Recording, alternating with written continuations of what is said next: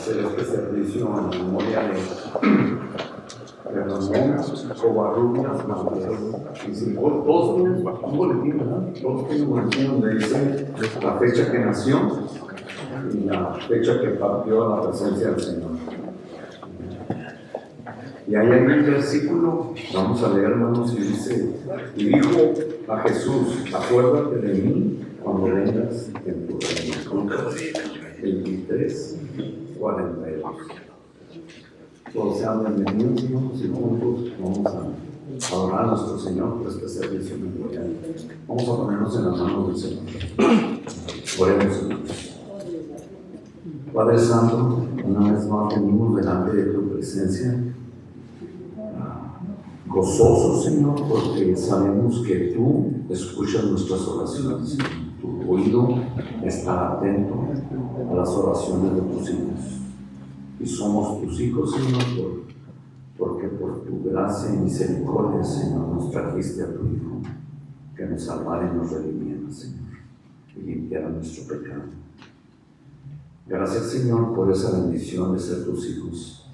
Y ahora, Señor, que estamos reunidos con el propósito de tener este servicio en memoria de Ramón Covarrubias, Señor, Padre de nuestro pastor, te rogamos que todo lo que hagamos en este servicio sea de tu agrado, Señor, para tu gloria y tu honra. Lo pedimos en el nombre de nuestro Señor Jesucristo.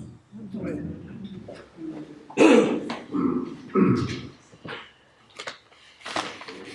Allí en sus boletines, hermanos, está la lectura bíblica que se encuentra en Juan capítulo 8,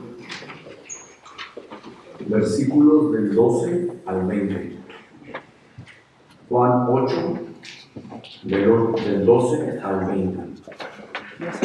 Les voy a pedir por favor que se pongan de pie en reverencia a la palabra de nuestro Señor.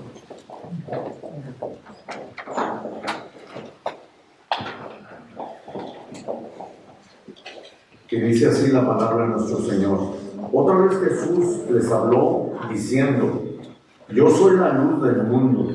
El que me sigue no andará en tinieblas, sino que tendrá la luz de la vida. Entonces los fariseos le dijeron: tú das testimonio acerca de ti mismo, tu testimonio no es verdadero.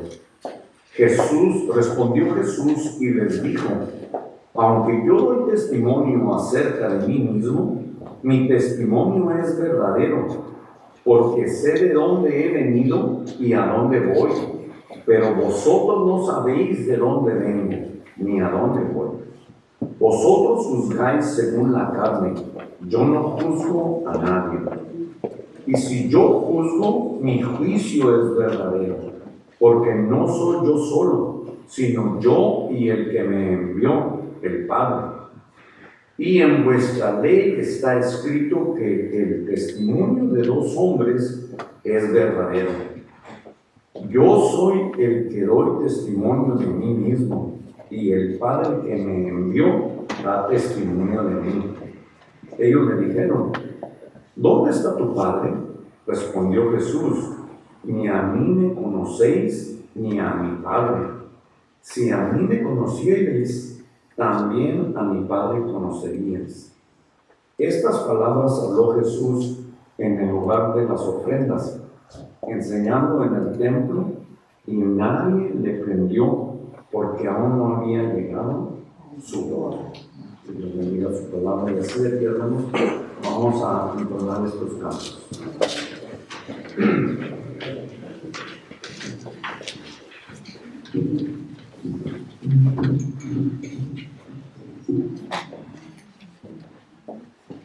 El primer canto está ahí mismo en su boletín, pero aquí está.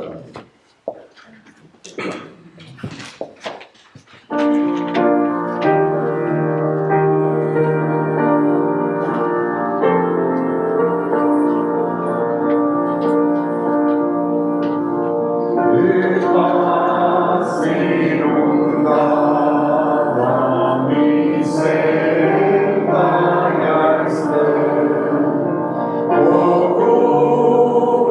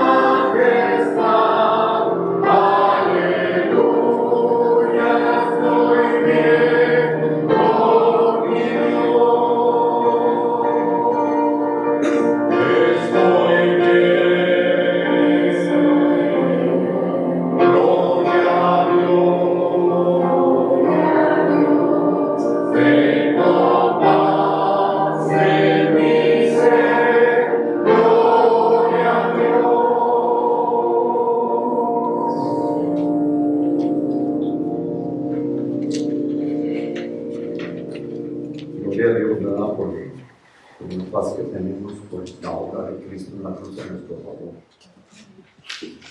Ya no vamos a recibir la ira de Dios en nuestro mundo.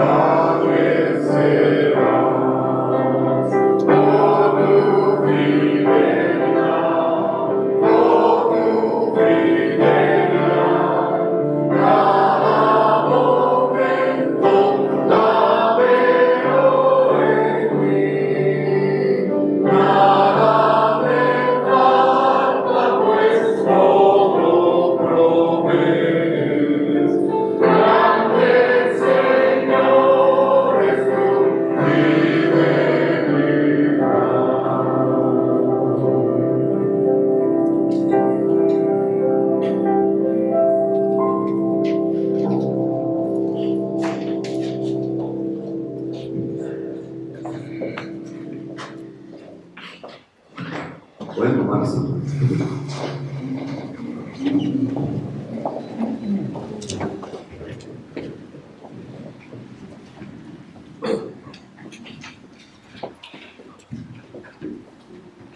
Buenas tardes a todos, hermanos. Primeramente quiero agradecerles a cada uno de ustedes por tomar tiempo para estar aquí con nosotros en esta tarde, haciendo un recordatorio de la vida de mi padre. Hay una porción generalmente en los funerales, este no es un funeral, pero sí es un servicio memorial, donde uno toma un tiempo para hacer lo que se llama una eulogía. Una eulogía es un momento de declaraciones acerca de la persona fallecida, donde significa hablar bien de. Entonces, ciertamente no habemos ningún ser humano perfecto, pero tampoco mi padre lo fue, como ningún otro lo somos, pero siempre en la eulogía buscamos rescatar todo lo mejor de la persona y siempre guardar un buen recuerdo. Y quiero empezar primeramente, como ya lo mencioné, dándoles gracias a cada uno de ustedes por participar en esta hora.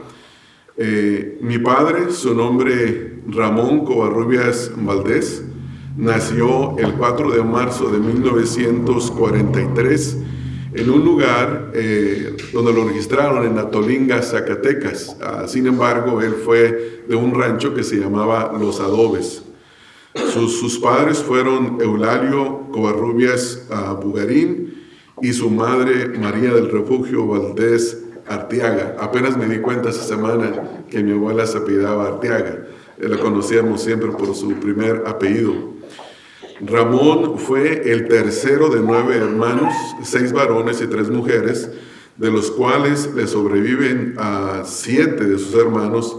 Solo han fallecido el mayor de él, Eleazar, y mi padre, que viene siendo el tercero.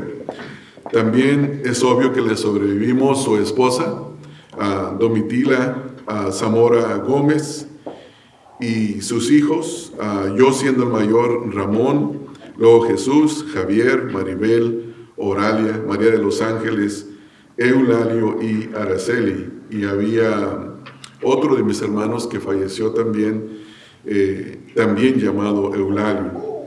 ¿Cómo era mi padre? Cuando uno lee los libros de historia, generalmente los historiadores, para poder explicar la vida de una persona, dicen, X persona era un hombre de su tiempo. Y eso yo podría decir de mi padre, que él era un hombre de su tiempo.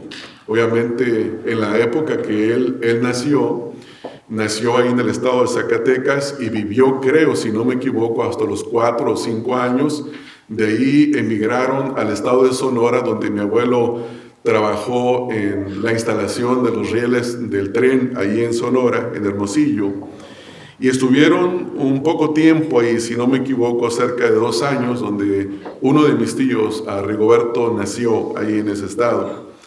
Luego emigraron al estado de Jalisco, a un pueblo que se llamaba San Sebastián, donde mi abuelo fue el manejador de una hacienda. Y después de estar un tiempo en esa hacienda trabajando, emigraron al lugar donde nosotros nacimos, un pueblo que se llama Toluquilla, al sureste de la ciudad de Guadalajara.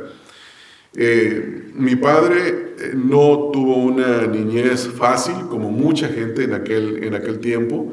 No vivió con las comodidades que muchos de nosotros tuvimos y nuestros hijos tienen aún mayores. Él tuvo que aprender a trabajar desde muy pequeño. Su padre lo enseñó a trabajar y le enseñó lo que su padre sabía, el trabajo del campo. Entonces aprendió el oficio de la agricultura y lo hizo hasta que tenía aproximadamente 55 años para después dedicarse más al comercio. No tuvo la oportunidad de recibir una educación en la escuela, creo que estudió hasta el 2º grado, si no me equivoco. Sin embargo, la mayoría de su educación la recibió como todos, en sus casas. Sus padres los educaban, les daban la educación básica que necesita todo hijo, y aparte lo que ellos aprenden, la experiencia de la vida. Sin embargo, recuerdo una anécdota donde, como mi padre tenía bastante conocimiento de lo que es el campo, llegaban anualmente un grupo de estudiantes de la Universidad de Guadalajara a que les hablara acerca de los tiempos, del campo, de la semilla y todas estas cosas. Y era, ¿cómo puedo decirlo?, muy curioso ver a un grupo de estudiantes de ingeniería, agrónomos, ingeniería de agronomía, venir a recibir instrucciones de un hombre que había estudiado hasta el 2º grado. Y obviamente eso prueba que muchas personas, aunque no tienen la oportunidad de ir a la escuela, son autodidactas y aprenden muchas cosas que son necesarias para la vida. Mi padre tenía una habilidad muy grande con el comercio. Recuerdo una anécdota que íbamos de regreso a casa y nos encontramos a un señor que llevaba unas vacas y mi padre le pregunta, ¿cuánto quiere por esas becerras? Y ya no sé en cuánto quedaría, no recuerdo los detalles. Compró las becerras, todavía no llegábamos a casa y se encontró un hombre y le vendió las becerras. Y así era muy rápido para hacer trato, para hacer negocio. Recuerdo en una ocasión que estábamos trabajando juntos en el campo y estando piscando maíz me sentó en medio del puño donde uno ponía toda la mazorca y me empezó a hablar, ¿no?, acerca de su vida y del trabajo y cómo fue difícil. Y recuerdo muchos detalles que no salen de mi mente. Ahora, ¿qué significó mi padre para mí?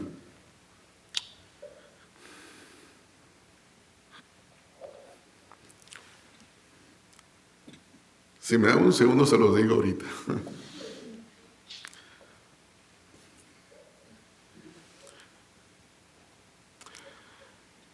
Mi padre fue nuestro protector, nuestro proveedor, nuestro maestro.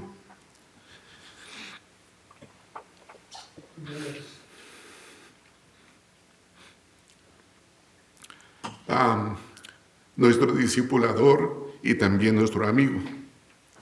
Él nos enseñó a respetar a las personas, nos enseñó la ética del trabajo y también nos enseñó ética moral. Mi padre era un hombre que protegió siempre a su familia.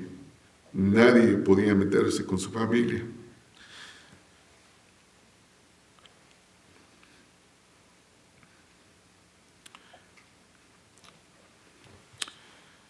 Mi padre siempre nos proveyó todo lo necesario. Se esforzó siempre para que nada nos faltara. Nos dio un hogar seguro, siendo fiel a mi madre por casi 60 años de matrimonio. Creo que tenía 58, si no me equivoco, de matrimonio. Como ya lo mencioné, mucha de nuestra educación la recibimos en casa. Él no creía que la educación a los hijos le pertenecía a la escuela, creía que le pertenecía en primer lugar a los de casa. Y una de las cosas que más puedo recordar de él, como ya lo mencioné, es una anécdota que recuerdo que yo estaba muy pequeño. Yo no recuerdo exactamente la edad que yo tenía, pero posiblemente serían como unos 5 años. Y me llevó al campo con él a trabajar. Yo no hice nada, simplemente lo acompañé. Y recuerdo como si fuera el día de hoy. Es muy de madrugada. Él está trabajando en el campo y yo estoy acostado en la silla del caballo con una chamarra que mi papá había comprado aquí en Estados Unidos cuando estuvo trabajando en los años, principios de los 70s. Y recuerdo como si fuera en este momento, una de las cosas que más me recordaba era el sudor, el odor de la chamarra. Y cuando está uno pequeño, le encanta el olor del padre, ¿no? Ya que uno crece y dice, ¿cómo huele mi papá? pero sí. Mi padre, como ya lo mencioné, nos dio una educación moral, siempre nos advirtió qué cosas hacer, qué cosas no hacer, de qué cosas tener mucho cuidado. Mi padre era católico, nos comunicó su fe, lo que él entendía. Mi padre modeló siempre para nosotros cómo ser un buen amigo y cómo evitar malas compañías. Mi padre, una de las cosas que puedo recordar muy vividamente es que fue un buen hijo, siempre trató y cuidó bien a su padre y a su madre hasta que fallecieron, siempre se encargó de ellos en todo lo que pudo. Y una de las ventajas que teníamos era que vivíamos al otro lado de la casa de mis abuelos y siempre estuvimos ahí con ellos y fue una gran bendición. Mi papá era una persona muy particular porque recuerdo en una ocasión trabajando en el campo había un hombre loco, un hombre que tenía uñas muy largas, cabello muy largo, muy barbón, con ropa rota y nosotros nos estábamos escondiendo del hombre. Y recuerdo que mi papá tomó al hombre, lo subió a un carro de caballos Se lo llevó a casa, lo bañó, le cortó el pelo, lo rasuró, le cortó las uñas y le puso ropa limpia y le dio de comer, y entonces ya lo dejó ir. Pero era muy particular el trato con las personas. Siempre recuerdo que se preocupaba por las personas. Finalmente, hermanos, ¿qué dejó mi padre? Muchas personas se preocupan por dejar grandes herencias a sus hijos, y mi padre nos dejó un legado a nuestra familia y a mí.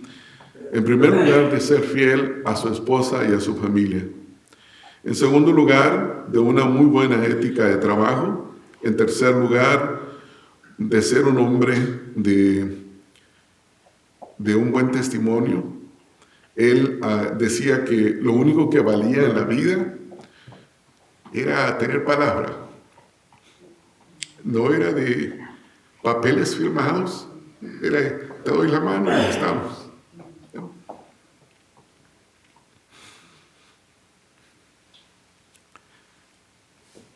Mi padre también nos dejó un legado de franqueza. Él era muy franco al decir las cosas, no tenía ningún filtro, no conocía los filtros para decir algo, siempre decía lo que pensaba. Mi padre, una de las cosas muy importantes, que mi padre nunca nos trajo una vergüenza, ni a nosotros ni a nuestra madre. Fue un hombre honorable. Y podría decir que tengo una gran deuda de gratitud a Dios en primer lugar, por haberme dado padre que me dio. Ciertamente, Él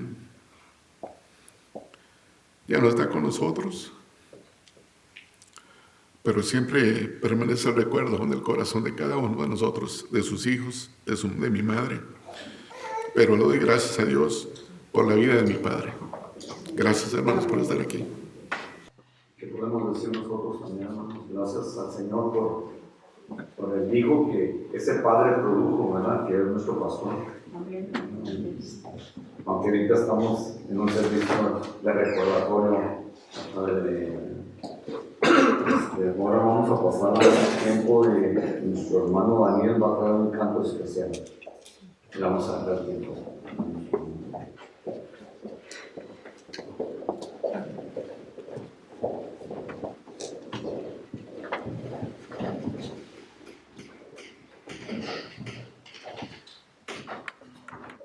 Antes de entonar este canto, me gustaría leer una porción de las Escrituras que dice en Apocalipsis 21. Desde el versículo 1 dice: y vi un cielo nuevo y una tierra nueva, porque el primer cielo y la primera tierra pasaron, y el mar ya no existía más.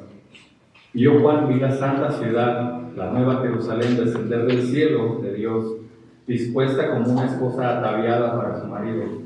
Y oí una gran voz del cielo que decía: he aquí el tabernáculo de Dios con los hombres, y Él morará con ellos, y ellos serán su pueblo, y Dios mismo estará con ellos como su Dios.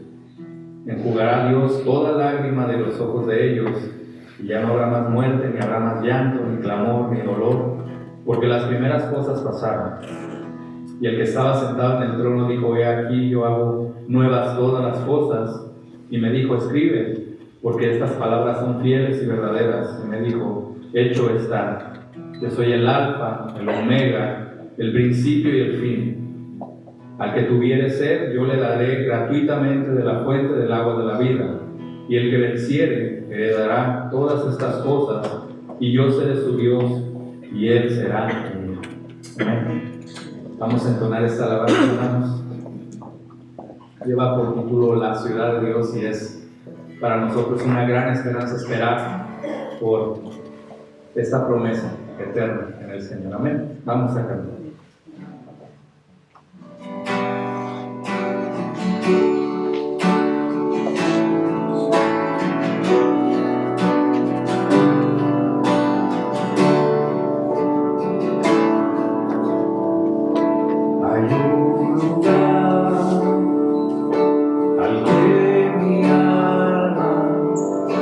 Anhela tanto por llegar.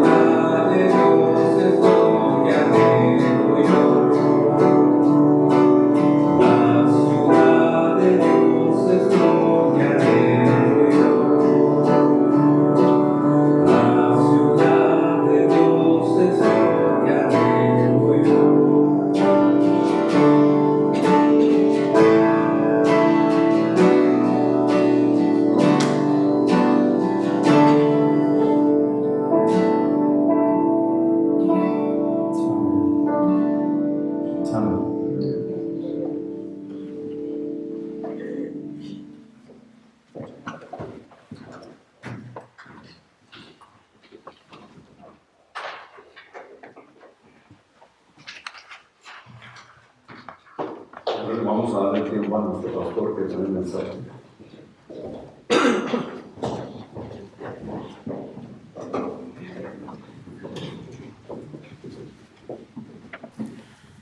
Hermanos, quiero pedirles que abran sus Biblias ahí en la epístola de Pablo a los Romanos, en el capítulo número 11, y vamos a leer desde el versículo 33 hasta el versículo 36. Romanos 11, 33 al 36.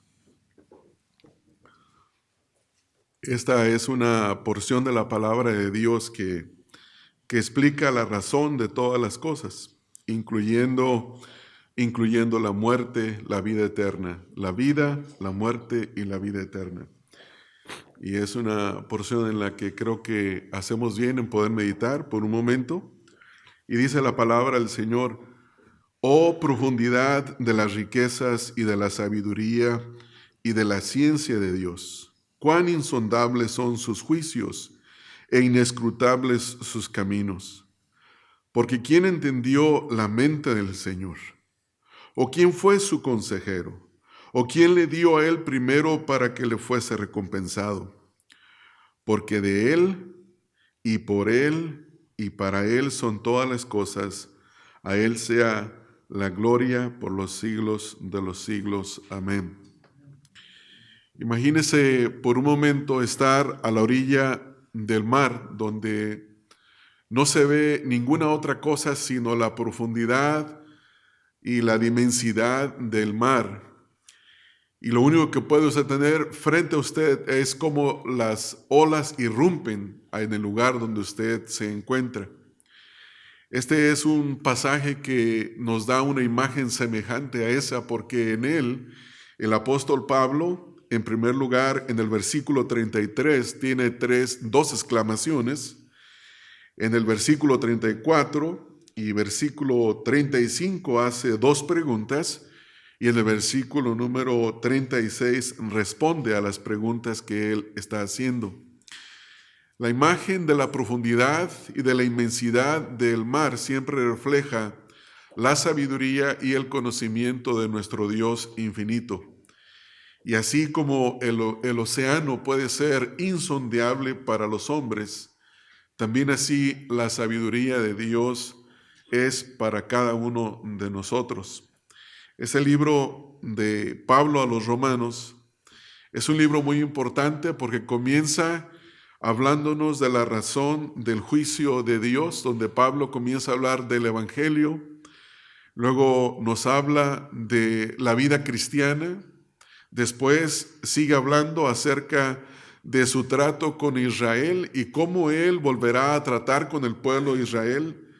De hecho, en el versículo 25 de este capítulo comienza con el tema de la restauración de Israel. Y en esta porción de la Escritura hay una gran idea en los versículos que acabamos de leer, y es que la sabiduría y el conocimiento de Dios son inescrutables y sus caminos están mucho más altos que nuestro entendimiento, y que cada uno de ellos nos lleva a adorar y a confiar en su plan soberano, sin importar cuál sea la situación que uno esté pasando o viviendo. Hay tres puntos importantes en estos versículos, y el primero de ellos es que el apóstol Pablo nos lleva a pensar y a examinar las profundidades que son insondables de la sabiduría de Dios. En segundo, a reflexionar sobre la naturaleza inescrutable de su conocimiento. Y finalmente, a considerar el propósito final de todas las cosas en él.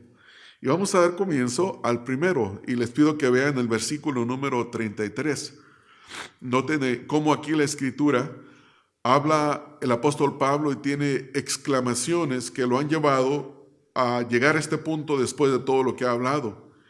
Y él dice: oh profundidad de las riquezas de la sabiduría y de la ciencia de Dios. Son tan profundas que el versículo sigue diciendo: cuán insondables son sus juicios e inescrutables sus caminos. Estas dos exclamaciones, aquí el apóstol Pablo, el primer término que utiliza es el de la sabiduría de Dios, y dice que no solamente es tan vasta, sino que también es insondable. Esta sabiduría de Dios no puede ser escudriñada por los hombres. Podemos rascarle a la superficie, pero nunca podemos penetrar a lo profundo. Y dice el mismo versículo que la describe como una profundidad de riquezas de sabiduría. Y la razón por la que dice que son riquezas de la sabiduría de Dios es porque la sabiduría de Dios verdaderamente es rica y es mayor que cualquier riqueza que una persona pueda tener. Una persona puede tener todo el oro del mundo, todos los bienes del mundo, pero si no tiene la sabiduría de Dios, perece juntamente con todos sus bienes. Y aquí Pablo exalta la sabiduría de Dios sobre cualquier riqueza, sobre cualquier poder, sobre cualquier imperio. Y es importante que uno pueda ver esto, porque cuando él habla de riquezas, esto indica que la sabiduría de Dios es abundante, es rebosante, y que provee todo lo que es necesario para la vida y para la piedad. Cuando él habla de esta frase de las riquezas de la sabiduría y el conocimiento de Dios, aquí está enfatizando la sabiduría de Dios, y que no es una sabiduría meramente teórica, como muchas sabidurías de los hombres, las filosofías de los hombres que se convierten según ellos en sabiduría son teóricas. No, esta es práctica y es aplicable para nuestras vidas. Siempre es aplicable para nuestras vidas. Su sabiduría nos guía en nuestras decisiones, nos consuela en nuestras pruebas y nos guía en nuestras relaciones. Cuando nosotros sufrimos cualquier tipo de sufrimiento, y en este caso el sufrimiento de la pérdida de un ser querido, la sabiduría de Dios nos dice que los que mueren en Cristo verán la resurrección, porque el Señor Jesucristo es la resurrección y la vida. Tendrán vida eterna y vendrán a una vida eterna en la presencia de nuestro Señor Jesucristo.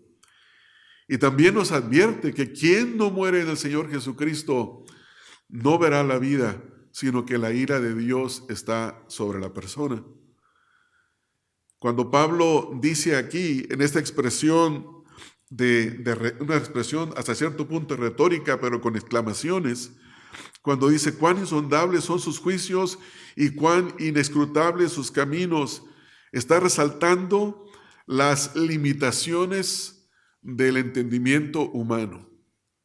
Siempre que nosotros vamos a la palabra de Dios, no importa cuántas veces la hayamos leído y la escuchamos que se enseña o la volvemos a leer, descubrimos algo nuevo. Siempre descubriremos algo nuevo. Y esto es simplemente la superficie de la profunda sabiduría de Dios. Entonces aquí lo que hace Pablo no solamente está describiendo la sabiduría de Dios, sino que está hablando de un contraste. Y el contraste son nuestros caminos, nuestras limitaciones, nuestro pobre entendimiento. Muchas veces intentamos comprender la sabiduría y los planes de Dios, pero nuestras perspectivas debemos recordar que son finitas, no son como la sabiduría del Señor. Los juicios y sus caminos siempre van a trascender nuestro razonamiento. Muchas veces uno se hace preguntas, pero ¿por qué esto? ¿Por qué aquello? ¿Por qué las cosas no ocurrieron así? ¿Por qué no salieron de este modo? Pero Dios es infinitamente sabio y Él en su soberanía permite lo que habrá de permitir y hará lo que Él siempre quiere hacer. Piense por un momento en la historia de José, cuando sus hermanos lo venden para ser un esclavo. Lo llevan a una casa donde en esa casa prospera, pero luego una mujer a la mujer de Potifar le hace una falsa acusación, lo llevan a la cárcel y estando en la cárcel el Señor lo levanta hasta el cargo más alto excepto el de Faraón, uno debajo de Faraón, para cumplir Dios sus propósitos, para guardar la nación de Israel y sacarla con poder y con gloria. Cuando leemos en Génesis 50:20, José dice, ustedes lo pensaron para mal, pero Dios lo encaminó para bien. Y esto ilustra, hermanos, la sabiduría de Dios, que opera más allá de nuestro entendimiento, tejiendo el hilo de nuestras vidas para su propósito divino. Entonces, no importa cuál sea el acontecimiento que nosotros estemos viviendo, que nosotros estemos pasando, el Señor tiene sus propósitos y siempre los va a encaminar para su gloria, sin importar que en ese momento nosotros no lo comprendamos. Y esta gran verdad nos llama a confiar en la sabiduría de Dios, especialmente cuando enfrentamos la incertidumbre, las dificultades, las penas o los dolores. Y en lugar de confiar únicamente en nuestro entendimiento, se nos invita a apoyarnos en la sabiduría de Dios, sabiendo que Él ve todo el panorama general que nosotros no podemos ver. En momentos en que nosotros tenemos dudas, nosotros podemos orar pidiendo comprensión y guía, confiando en que los caminos de Dios son más altos que nuestros caminos, como lo dice el profeta Isaías en el capítulo 55, en los versículos 8 al versículo número 9. Así que después de haber visto este primer punto de explorar la profundidad insondable de la sabiduría de Dios, ahora veamos la segunda parte en el versículo número 34, que tiene que ver con la naturaleza inescrutable de su conocimiento. El versículo número 4 comienza con las preguntas, dice, porque ¿quién entendió la mente del Señor? Esa es la primera pregunta. ¿Quién entendió la mente del Señor? O sea, ¿quién la conoció? segunda pregunta, que en realidad es parte de la primera, ¿o quién fue su consejero? Este versículo subraya la idea de que el conocimiento de Dios está más allá de la comprensión humana y que a diferencia de nosotros, que a menudo buscamos el consejo de unos para con otros, Dios no necesita que nadie lo instruya. Dios tiene en sí mismo un consejo perfecto, un consejo suficiente. Su conocimiento es completo, su conocimiento es perfecto y abarca todo el pasado, el presente y el futuro. No falta nada en su conocimiento. Nosotros somos carentes en todos esos aspectos. Cuando dice aquí Pablo en esta frase, ¿quién ha conocido la mente del Señor?, enfatiza la intimidad del conocimiento de Dios, es decir, lo que Dios tiene en su propia sabiduría. ¿Quién en sí la ha podido conocer? Y no es meramente un conocimiento que sea intelectual, es un conocimiento relacional. Nosotros venimos al conocimiento de nuestro Señor Jesucristo, a conocer que a través de Cristo tenemos salvación y comunión con Dios, y es algo que hemos experimentado, no es algo que simplemente es teórico para nuestras vidas, porque verdaderamente vinimos al conocimiento de Dios cuando conocimos al Señor Jesucristo, ¿no es así? No es meramente, como ya lo mencioné, este conocimiento académico, relacional. Dios nos conoce plenamente y comprende nuestros corazones, nuestros pensamientos, nuestras luchas.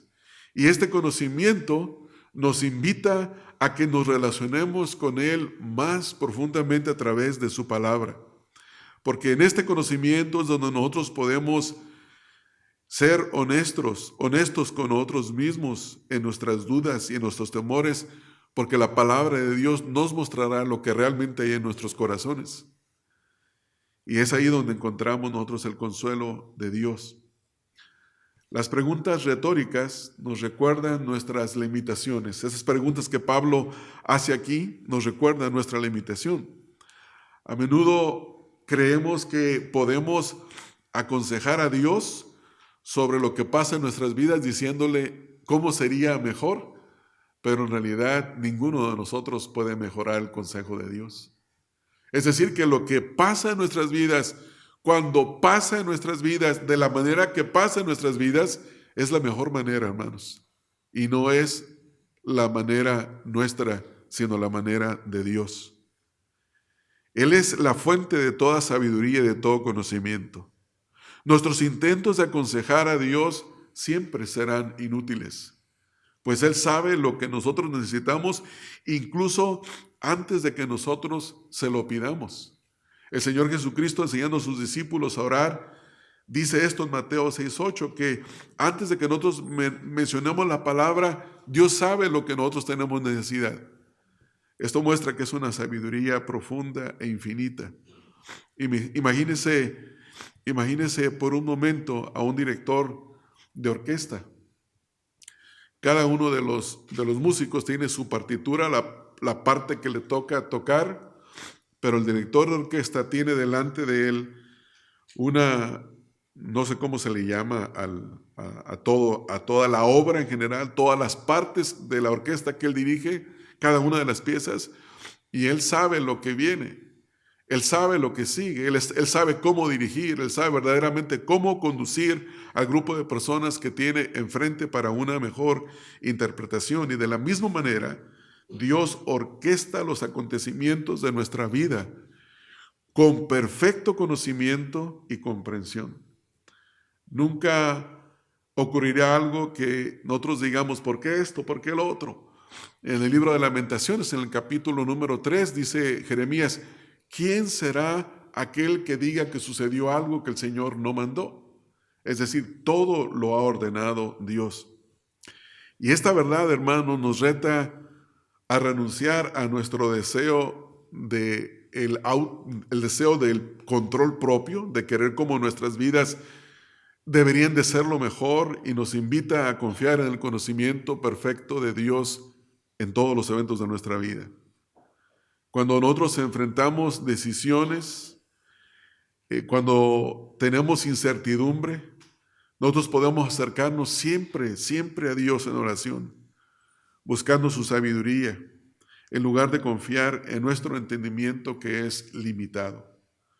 Nosotros siempre podemos descansar, hermanos, en que Él sabe lo mejor que es para nosotros. Él tiene sus planes que son perfectos y como dice Jeremías 29:11, porque yo sé los pensamientos que tengo acerca de vosotros, dice Jehová, pensamientos de paz y no de mal, para daros el fin que esperáis. Dios es perfecto en sus caminos. Y esto nos lleva a la conclusión del texto. ¿Por qué Pablo se expresa así, de esta manera? Note que hay tres cosas que menciona el texto que tienen que ver con la fuente de todo y el propósito de todo. Romanos 11:36, Pablo concluye con una poderosa declaración donde dice, porque de Él y por Él y para Él son todas las cosas. Este versículo, hermanos, resume lo que conocemos en la Escritura como la soberanía de Dios sobre toda su creación. Todo proviene de Dios, es sustentado por Dios y en última instancia exige que todo sea para la gloria de Dios. Esto es asombroso. Esto nos debe dejar a cada uno de nosotros sin argumentos, ¿no? Sin palabras. Cuando decimos, pero ¿por qué esto, Señor? ¿Por qué aquello? ¿Por qué no fue así? ¿Por qué no fue de esta otra manera? Debemos de entender lo que el texto dice. La frase donde dice, de Él, noten que hay un énfasis de Él, por Él, para Él. Significa que Dios es la fuente de toda la creación.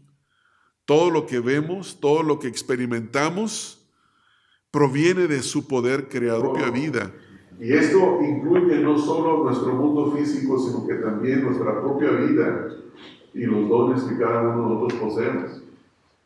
Hermanos, el momento en el que nacimos, del que fuimos concebidos, no es por obra y arte de nuestros padres. Ellos son... Del que fuimos concebidos no es, pero Dios fue quien es Dios, fuéramos concebidos. En el momento en que nacemos a este mundo, es Dios quien permite que estemos vivos. Y en el momento que una persona pierde la vida, es Dios quien en ese preciso momento le quitó la vida. ¿Por qué? Porque dice el versículo con tanta claridad, porque de Él y por Él y para Él son todas las cosas, a Él sea la gloria por los siglos de los siglos. Amén. Y esto incluye que no solo el mundo físico, sino también el mundo espiritual está bajo el control de Él. Y en este preciso momento, nosotros entendemos que Dios no solo creó todo, sino que lo sostiene todo. La razón por la que usted y yo estamos sentados y podemos ver, podemos escuchar, podemos pensar, es porque Dios nos está sosteniendo. Y en el momento que Él diga, hasta aquí llegó, hasta ahí llegó. Y no podemos hacer absolutamente nada. Y no nos deberíamos de sentir mal en esta tarde, decir, entonces, mi vida está en las manos de Dios, ya no puedo hacer nada para prolongarla. Sí, exactamente sí. Entonces, ¿me debo de sentir desahuciado porque yo no puedo hacer nada por mí mismo? No, deberías de sentirte gozoso y confiado porque está en las manos de Dios. No está en tus propias manos.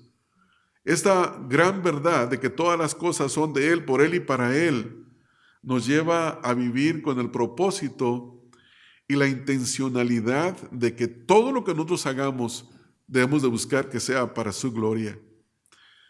Entonces, nuestras vidas deben de reflejar el anhelo de que sea Él glorificado.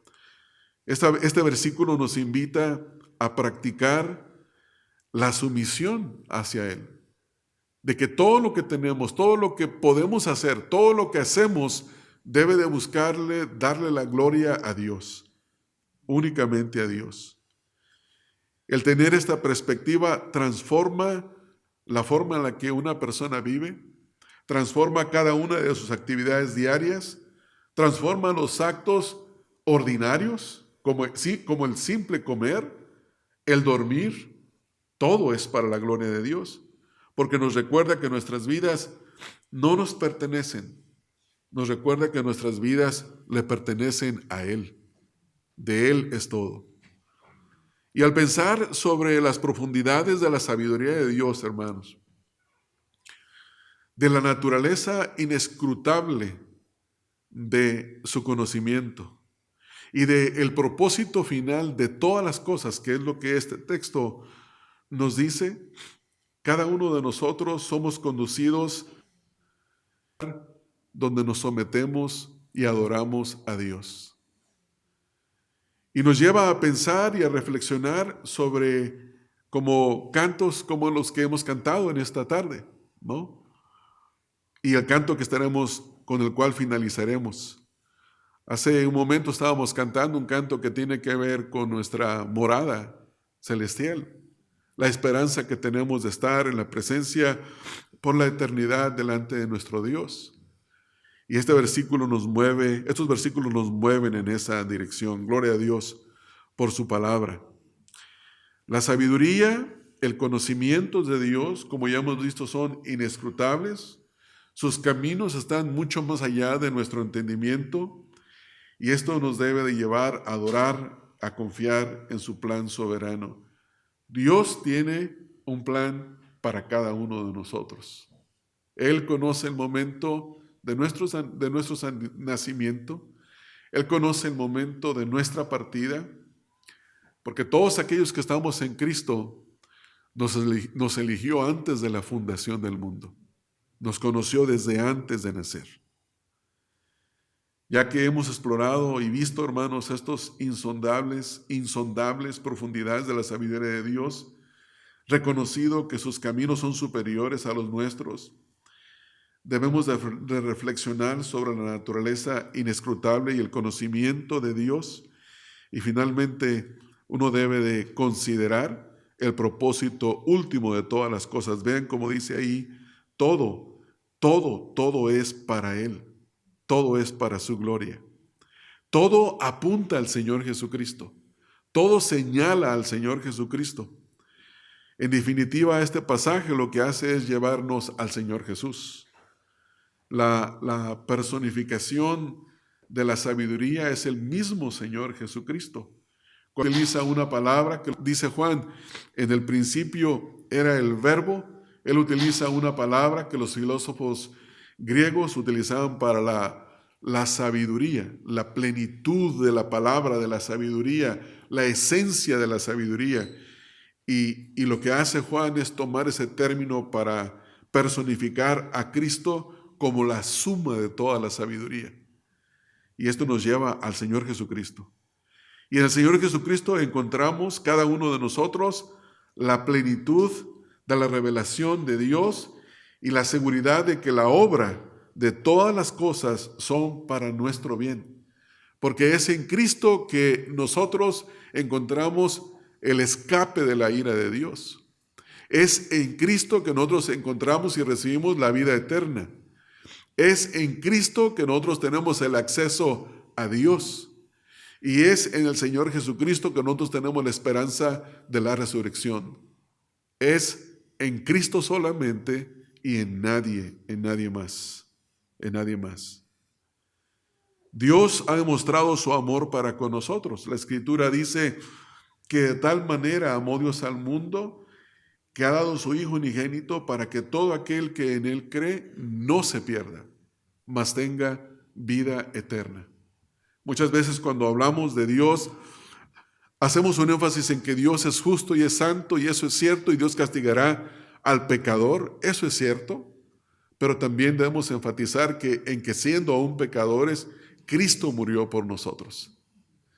Y en su gran amor, Dios ha dado a su Hijo Jesucristo para que todo aquel que cree en Él, y noten que creer no es simplemente sentir que Jesucristo es un personaje histórico o que es el Hijo de Dios y que existió, significa creer en Él constantemente, en todo tiempo, en su obra, en quién es Él, lo que Él ha hecho para redimirnos, para llevarnos a Dios. Y cuando una persona verdaderamente lo hace, esa persona ha pasado de muerte a vida. no perecerá jamás. Entonces el llamado para nosotros, pensando en la profundidad de la sabiduría de Dios que se ha revelado en la persona de nuestro Señor Jesucristo, es un llamado al arrepentimiento de los pecados, es un llamado a poner la fe en Jesucristo solamente para la vida eterna, y es un llamado a depender con toda nuestra confianza en Dios. Para concluir, hermanos, yo quiero invitarles a cada uno de ustedes a responder a esta porción de la palabra que nosotros hemos leído, haciéndonos preguntas como: ¿hay áreas en tu vida en las que necesitas confiar en la sabiduría de Dios? O sea, ¿has dependido más en tu sabiduría que en la sabiduría de Dios? ¿Están tomando decisiones que requieren la guía de Dios? ¿Estás haciendo todo para la gloria de Dios o para tu propio beneficio? Son cosas en las que debemos de pensar. ¿Qué estamos haciendo con nuestra vida? Así como nosotros mencioné hace un momento que nos encontrábamos al borde de un océano para ver la profundidad, la longitud, la magnificencia del océano. De la misma manera, al abrir la palabra de Dios, estamos nosotros frente a esa sabiduría que es inmensamente grande y a la cual tenemos acceso nosotros cada día para confiar en Él, para depender en Él. Al terminar de leer estos textos y de estudiar esos textos, nosotros debemos de pensar que nuestras vidas deben reflejar su gloria al vivir en su sabiduría y en su conocimiento. Y esta es una exhortación para cada uno de nosotros, hermanos, de que nuestra dependencia en Dios no es solamente cuando todo va bien. Nuestra dependencia en Dios es en todo momento, en todo aquello que es bueno, aquello que es agradable, aquello que es difícil, aquello que es contrario a lo que sentimos, aquello que es doloroso. Debemos de confiar en Dios, porque la Escritura dice: oh profundidad de las riquezas y de la sabiduría y de la ciencia de Dios. Cuán insondables son sus juicios e inescrutables sus caminos. Porque ¿quién entendió la mente del Señor? ¿O quién fue su consejero? ¿O quién le dio al primero para que le fuese recompensado? Porque de Él, por Él y para Él son todas las cosas. A Él sea la gloria por los siglos de los siglos. Amén. Vamos a orar. Padre, queremos en esta hora darte gracias por tu sabiduría, por tu conocimiento que es inescrutable. Queremos rogarte, Señor, que nos ayudes a confiar siempre en tus caminos y a buscar tu guía en todo. Queremos pedirte, Señor, que nuestras vidas te glorifiquen y que cada uno de nosotros encontremos el mayor de los propósitos en darte gloria, en servirte a ti. Estas cosas te las pedimos, Padre, en el nombre de nuestro Señor Jesucristo. Amén. Amén. Gracias, hermanos. Que el Señor les bendiga.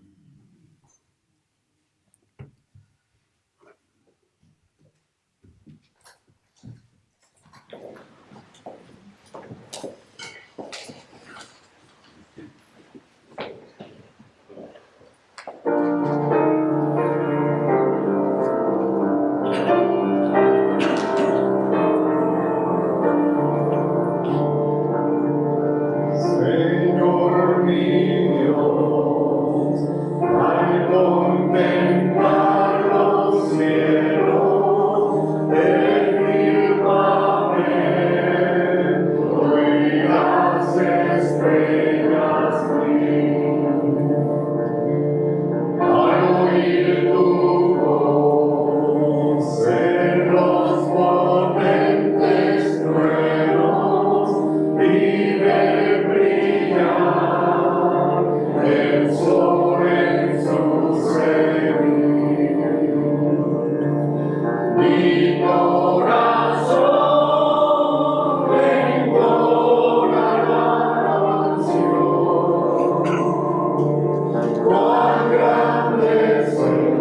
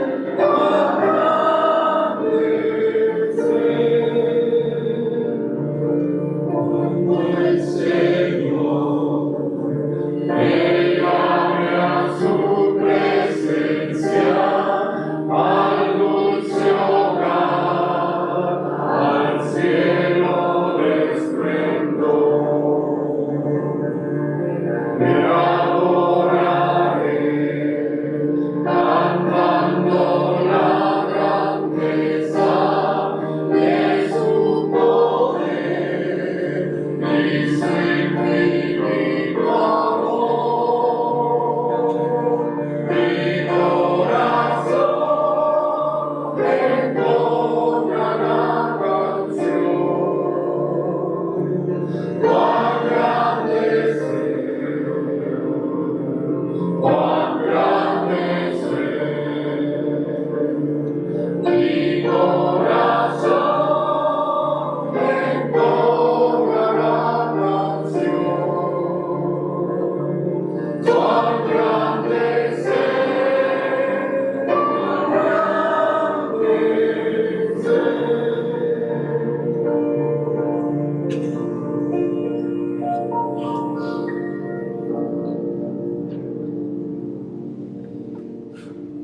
Ahora terminemos con una palabra de oración en este servicio. Cuán grande eres, Señor, tal como dice el Señor, y que en realidad nos faltan palabras, porque es inescrutable tu conocimiento, Señor, es inescrutable tu sabiduría. Y, Señor, como estamos escuchando en la predicación, apenas si podemos rascar un poquito, Señor, de tu sabiduría, y nos damos cuenta que es tremendamente inmensa. Como dice tu palabra, eres el Todopoderoso, que no hay nada que tú no puedas hacer. Todo lo sabes, Señor. Todo lo escudriñas, tú conoces completamente todas las cosas. Gracias, Señor, porque nos permitiste, nos trajiste a ti, a tu Hijo, para que seamos tus hijos y te conozcamos. Ese es un privilegio, ser tus hijos, Señor. Gracias, Padre, porque en esta noche tuvimos este servicio, Señor, en memoria de Ramón Covarrubias Valdés. Señor, te rogamos por la familia, por los hijos que están en México, que tú tengas misericordia, hijos e hijas, tu esposa, que tú tengas misericordia de ellos, Señor, y les concedas arrepentimiento y fe, Señor. Y todo para tu gloria y tu honra, en el poderoso nombre de Cristo.